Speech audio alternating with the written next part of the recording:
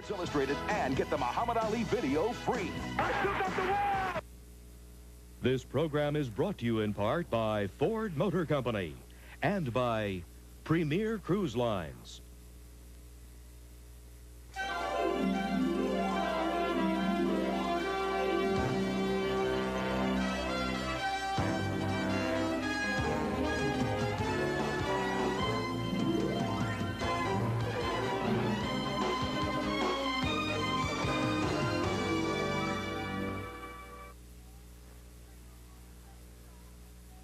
Just take those old records off the shelf. I'll sit and listen to them by myself. Plays music ain't got the same soul. I like that old time of rock and roll. Don't try to take me to a disco. You'll never even get me out on the floor. In 10 minutes I'll be late for the door. I like that old time of rock and roll. Old time of rock and roll. The kind of music that soothes my soul.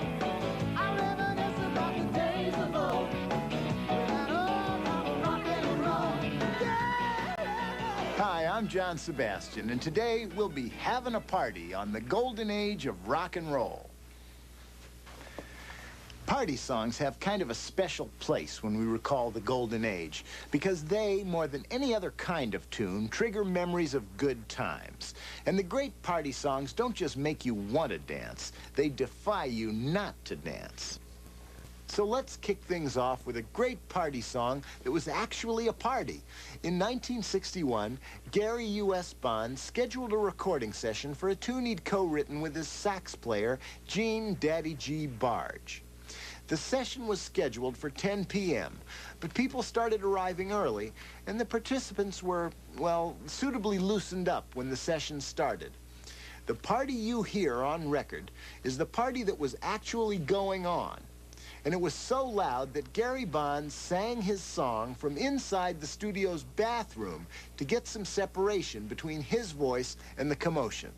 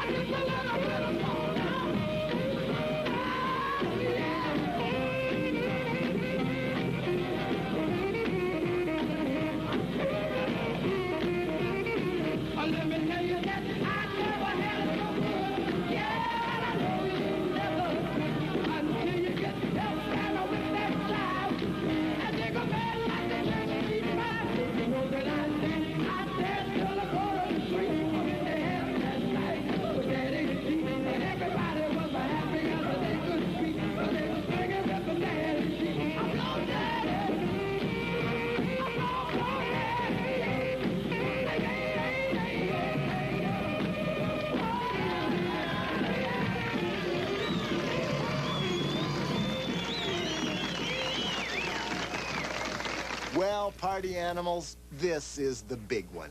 Perhaps the greatest party song of the golden age.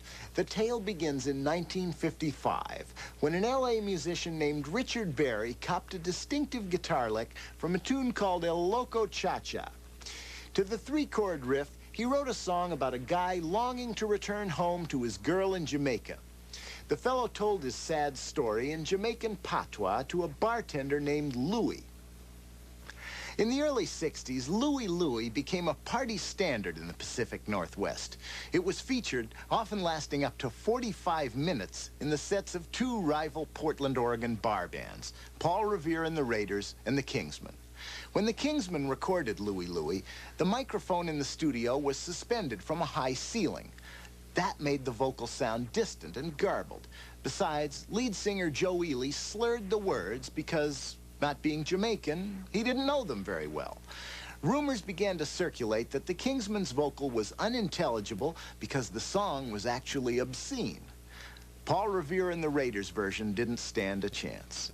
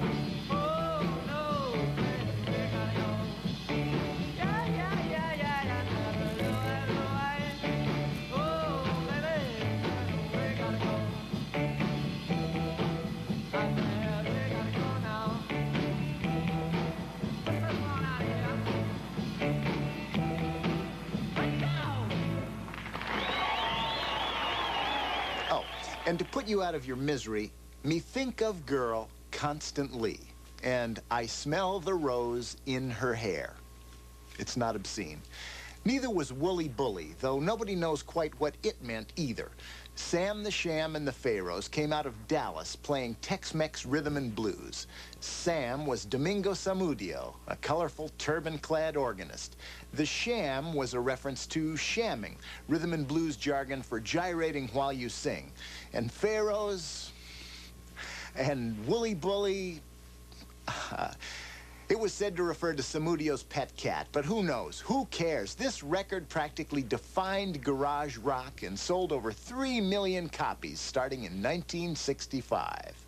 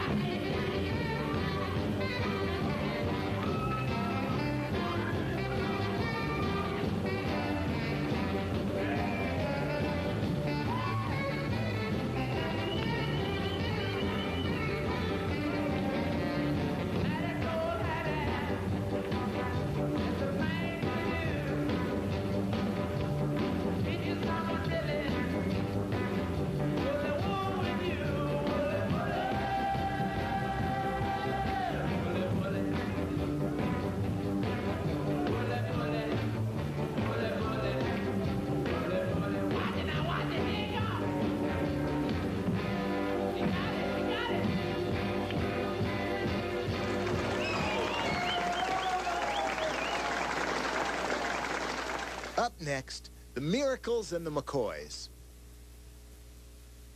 Ford Motor Company profiles in quality, customer satisfaction. Today we realize that quality's got to be number one. I said that back in '82, and today it's truer than ever. The looks attracted me, but the performance sold me. After 2 years, it still shines like new. We love hearing things like that. The only thing better than a Sable Is 2 Sables. Our goal is to build the highest quality cars and trucks in the world. At Ford, quality is job one.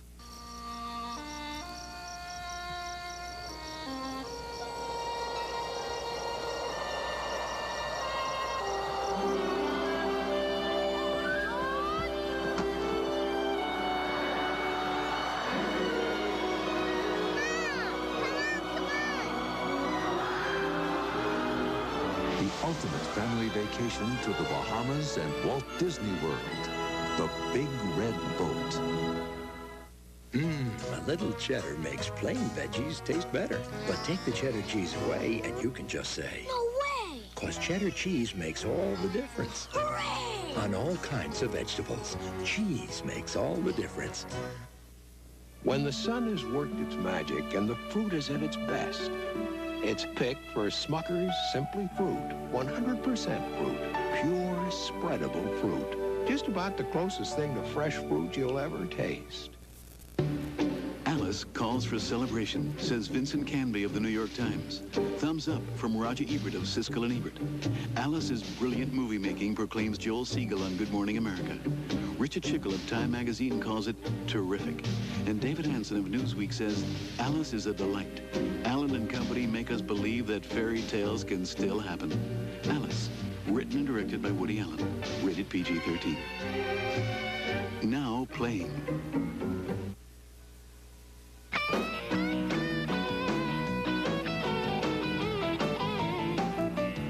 It might seem as if most great party records were made by acts who only had one hit. True, in large part, but certainly not always the case. For instance, Mickey's Monkey was a great party song by some of the most consistent hit makers in the history of pop music, Smokey Robinson and the Miracles. Smokey always had a frivolous side. His very first record was Got a Job, an answer song to Get a Job, about a kid who worked for a tyrannical grocer. It's easy to forget Smokey's fun records because he wrote such great ballads. But to create a flow to the Miracles product, he followed You Really Got a Hold on Me with this great party tune.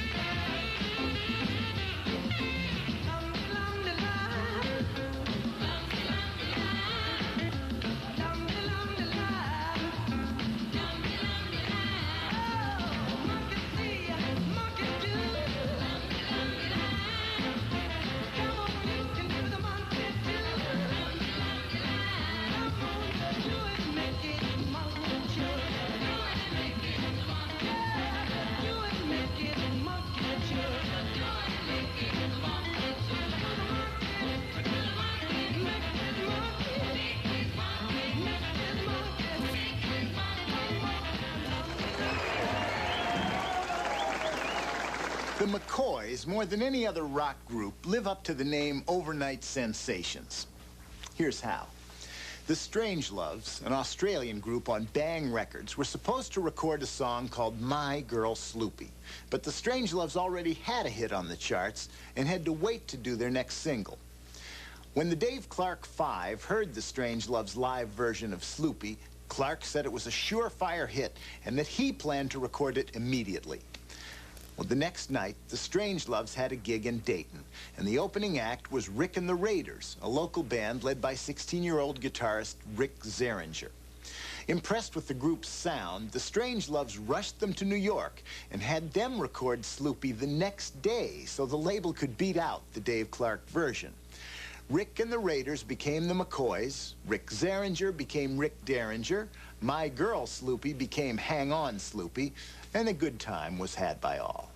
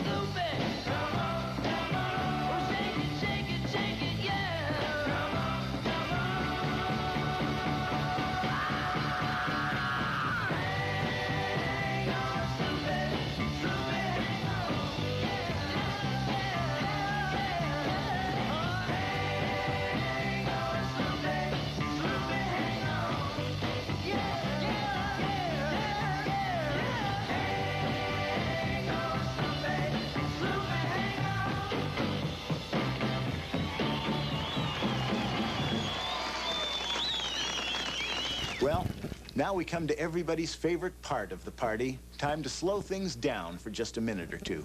This, of course, gives those dance partners who have become moderately acquainted while leaping around all over the place a chance to really get to know each other.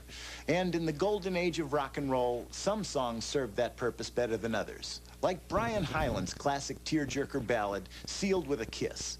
This one was a 180-degree turnaround from Brian's first single, Itsy Bitsy Teeny Weeny Yellow Polka Dot Bikini, which hit #1 while Hyland was still in high school. Sealed with a Kiss is the kind of song that reminds you of precisely where you were, what you were doing, and who you were with.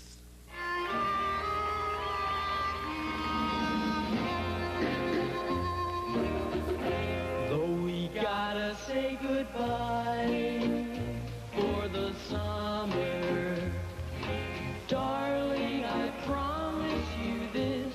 I'll send you all my love every day in a letter, sealed with a kiss. Guess it's gonna be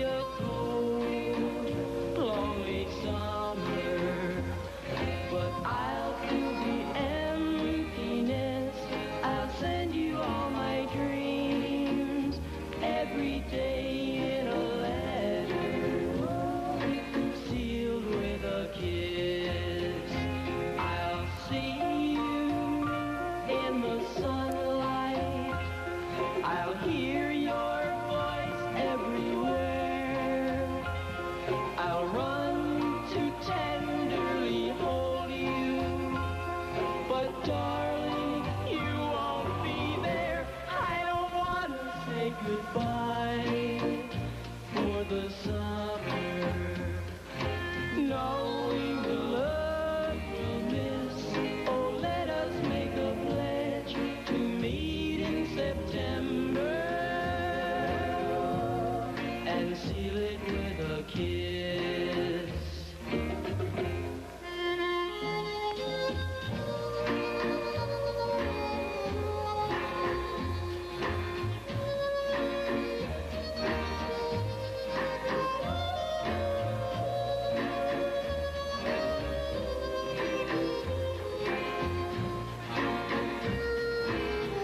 Yes, it's gonna be a cold, lonely summer, but I'll fill the emptiness.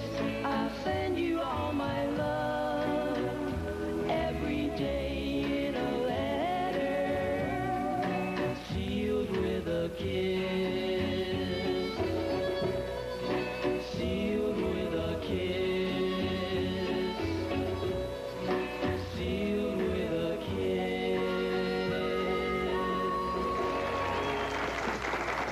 The Motown roster in the 60s was so full of hitmakers that the accomplishments of Junior Walker are often overlooked. But Walker placed a dozen records in the top 40 between 1965 and 1970. One night in '65, Walker was working a club date when he noticed some dancers moving their arms in a peculiar way. He was told they were doing a new dance called the shotgun, and he wrote a song to suit it. Junior was one of the best tenor sax players around, but he'd never thought of himself as a singer. Then the vocalist Motown hired for Shotgun's recording session got last-minute cold feet, and Walker ended up having to sing the tune himself.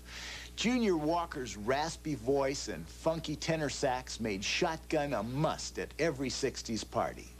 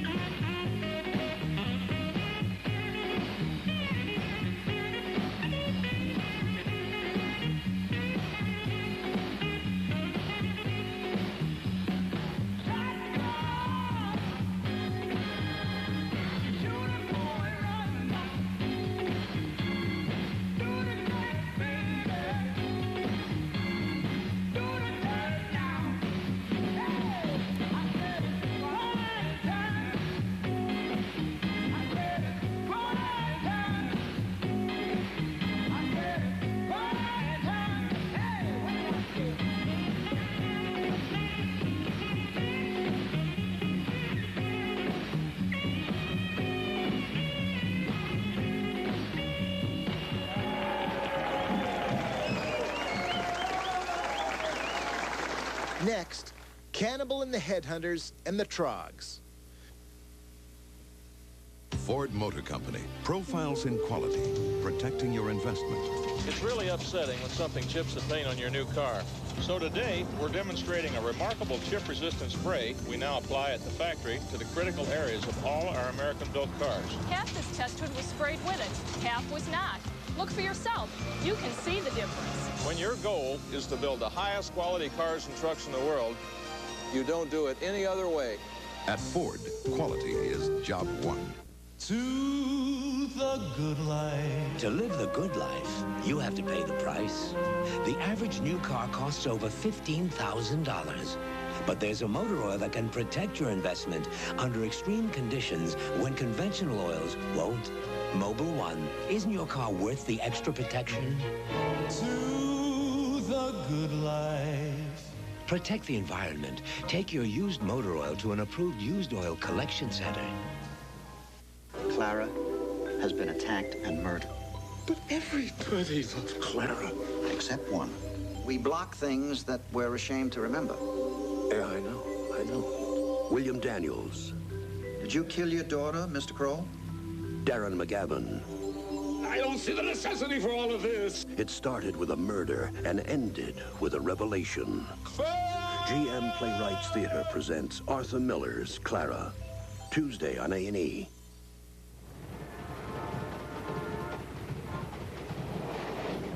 Sir? Sir? What are you listening to? Dad.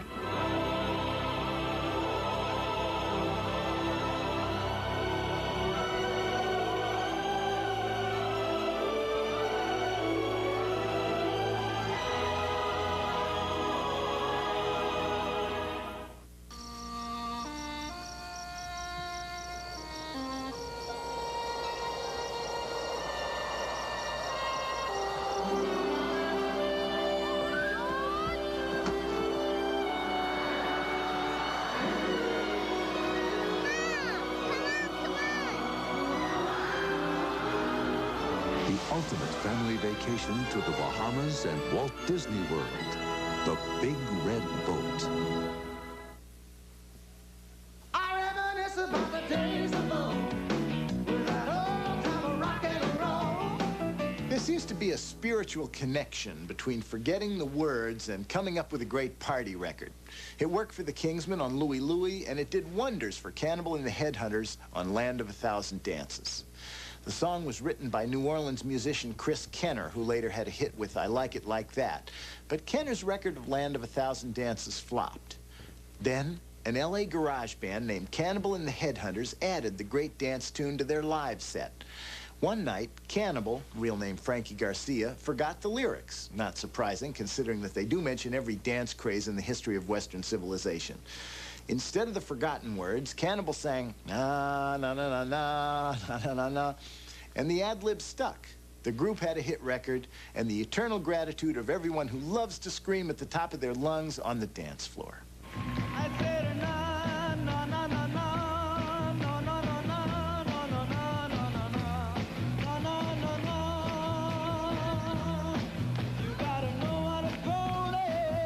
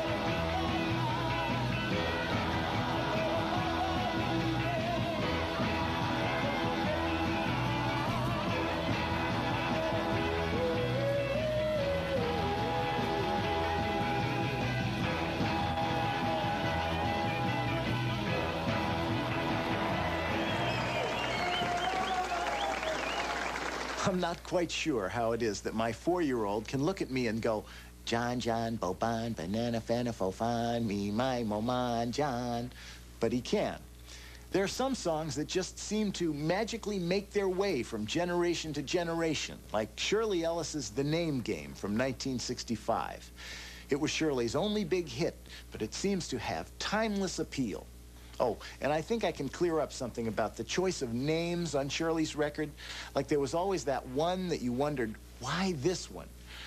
Well, Shirley was married to a songwriter named Lincoln Chase, who not only wrote Such a Night for the Drifters and Laverne Baker's Jim Dandy, but wrote himself into The Name Game as well. And after all, Lincoln was better than art. The name game. Shirley, Shirley, Shirley, Bo Burley, Bonana, Fana, Bo Burley, Fee, Fine, Mo Merley. Shirley. Lincoln, Lincoln, Lincoln, Bo Bincoln, Bonana, Fana, Bo Bincoln, Fee, Fine, Mo Mincoln. Lincoln. Come on, everybody. I say now let's play a game. I bet you I could make a rhyme out of anybody's name. The first letter of the name, I treat it like it wasn't there. But a B or an F or an M will appear. And then I say Bo had a B, then I say the name, then banana, fana, and so. And then I say the name again with an F, very plain, then a B, Fi, and a Mo. And then I say the name again with an M this time, and there isn't any name that I can't rhyme. Arnold, Arnold, Arnold, Bobano, Bonana, Fana, Bobano, P, Fine, Momano, Arnold. But if the first two letters are ever the same, drop them both and say the name like Bob. Bob, drop the B, Bo, R, or Fred. Fred, drop the F, Bo, Red, or Mary. Mary, drop the M, Mo, Mary. That's the only rule that is contrary. Okay? Now say Bo. Bo. Now Tony with a B. Bo. Then banana, founder, and Bo. Banana, founder, Bo. Then you say the name again with an F, very plain. Bo. Then a Fee, Fi, and a Mo. Fee, Fi, and Mo. Then you say the name again with an M this time. Mo. And there isn't any name that you can't rhyme. Everybody do Tony. Tony, Tony, Boboni, banana, banana, Boboni, Fee, Fi, Momoni. Tony. Pretty good. Let's do Billy. Billy, Billy, Bo Gilly, Bonana, Banana, Bo Billy, Fee, Fi, Mo Millie. Billy. Very good. Let's do Marsha. Marsha, Marsha, Bo Marsha, Bonana, Banana, Bo Barsha, Fee, Fi, Mo Asha. Marsha. A little trick with Nick. Nick, Nick, Bo Big, Bonana, Banana, Bo Big, Fee, Fi, Mo Mick. Nick. The name game.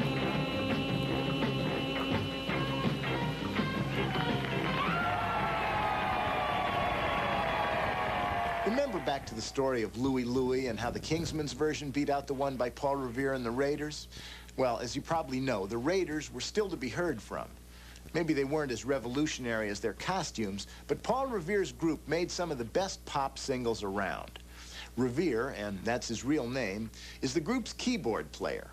In the early 60s, he was the owner of a small drive-in restaurant in Boise, Idaho, and was moonlighting as a musician. One day, a delivery boy who brought bread to the drive-in asked to sing in Revere's band. His name was Mark Lindsay. Lindsay became a true teen idol, and Paul Revere and the Raiders were one of the hottest American groups of the mid-60s. This terrific party tune and a very early anti-drug song was their biggest hit.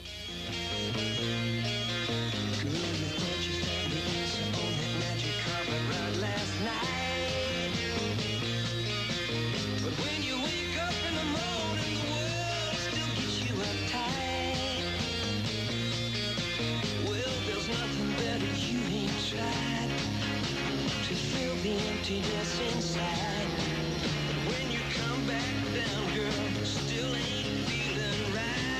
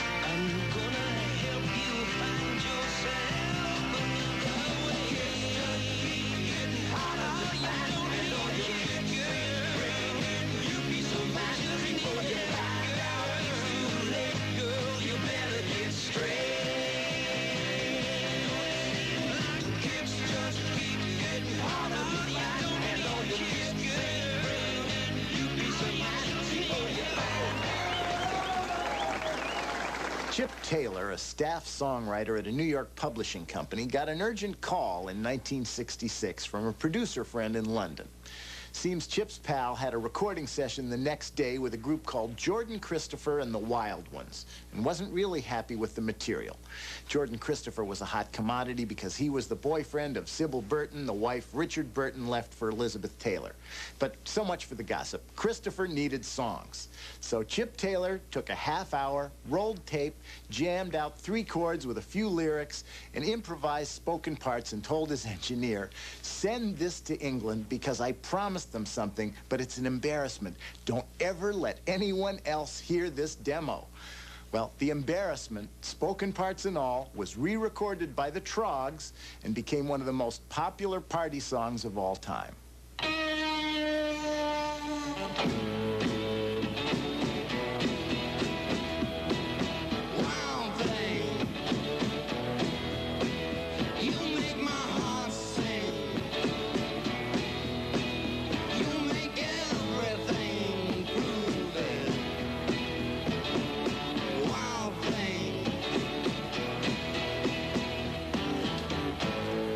Wild thing, I think I love you.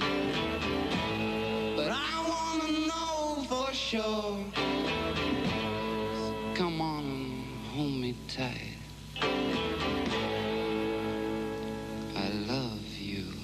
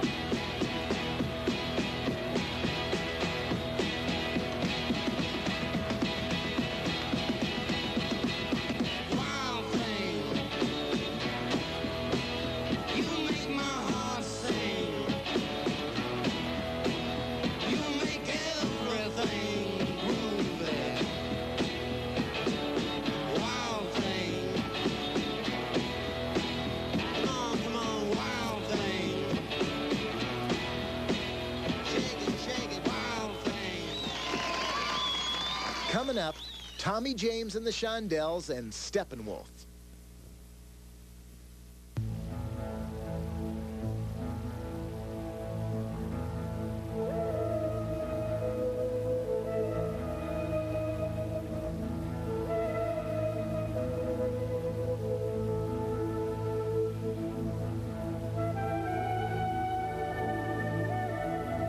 The Accord Coupe from Honda. You have to drive it to believe it.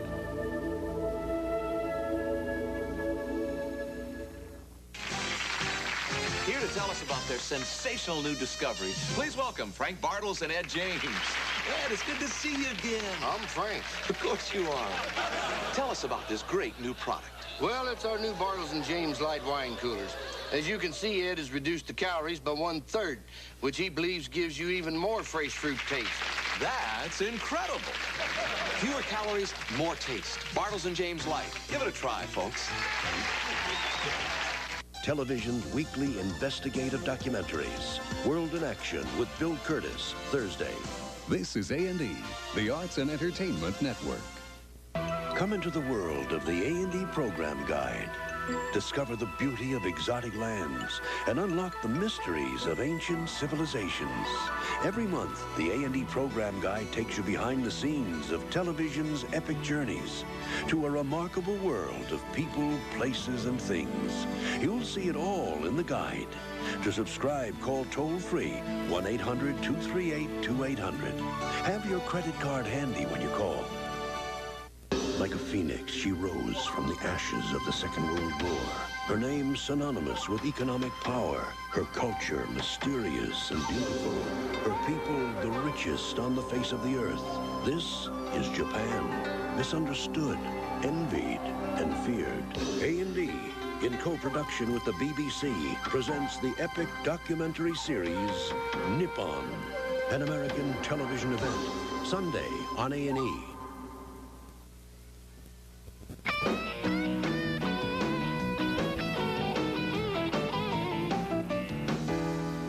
Steppenwolf founder John Kay escaped with his family from East to West Germany as a teenager.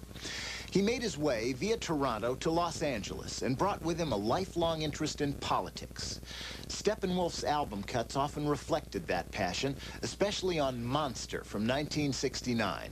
Eventually, Kay ran for the LA City Council.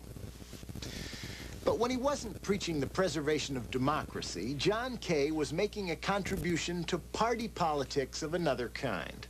A lot of kids in the late 60s voted yes to Steppenwolf's proposition that they take a magic carpet ride. And the group won big with one of the great dance tunes of the psychedelic era.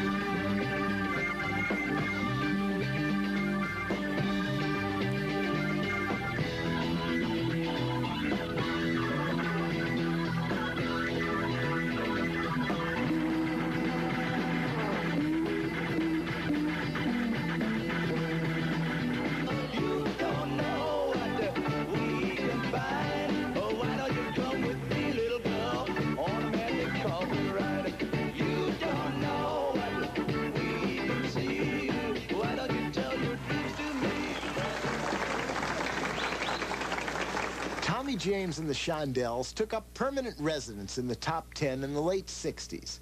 From out-and-out dance tunes like Hanky Panky to the psychedelic odyssey Crimson and Clover, the group hardly ever seemed to miss. So let's get to the story of the unusual girl's name in a famous Tommy James tune. Seems that songwriting one night, James was trying to come up with a name like Sloopy or Boney Maroney, something no one had ever heard before.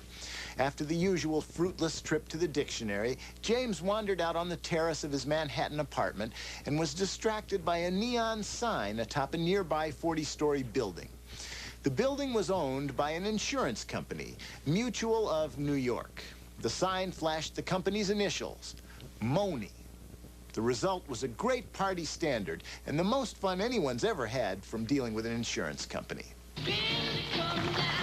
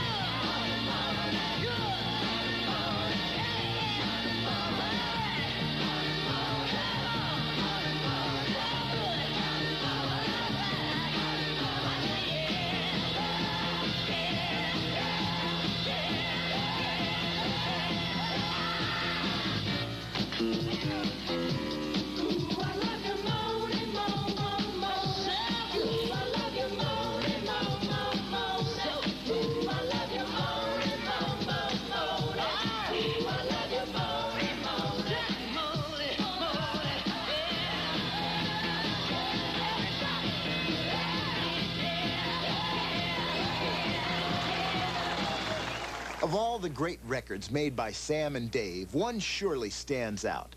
In fact, this is probably one of the best-known songs of the entire Golden Age.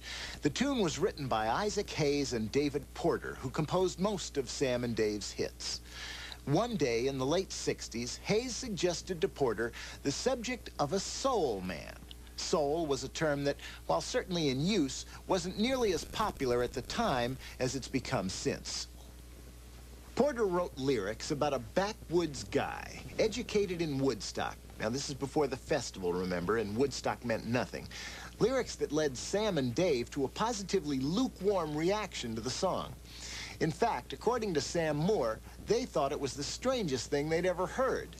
And Sam is still hearing it today, about as frequently as any song from the golden age of rock and roll.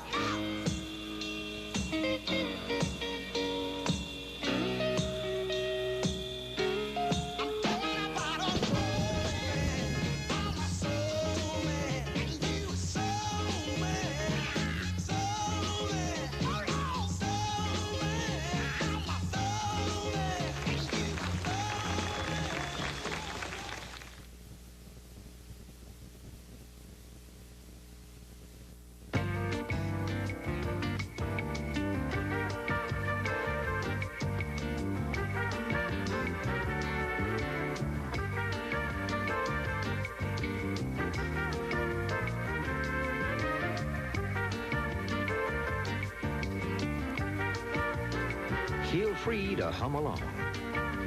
The Civic hatchback from Honda.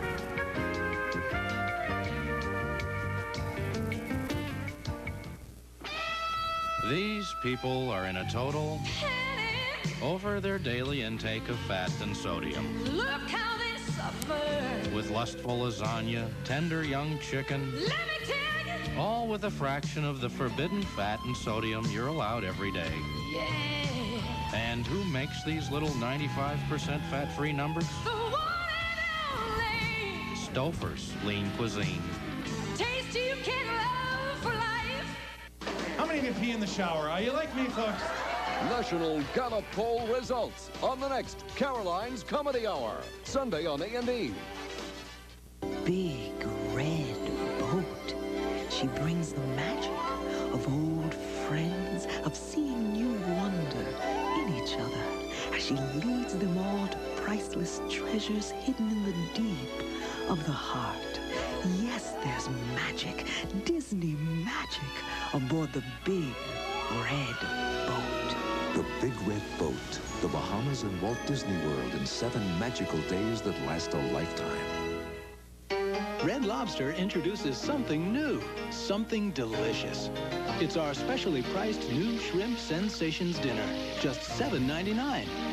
With the tang of succulent new shrimp Veracruz and the flair of zesty new Parmesan fried shrimp, together with popcorn shrimp. All this just $7.99 for a limited time, but only at Red Lobster. So hurry. Red Lobster for the seafood.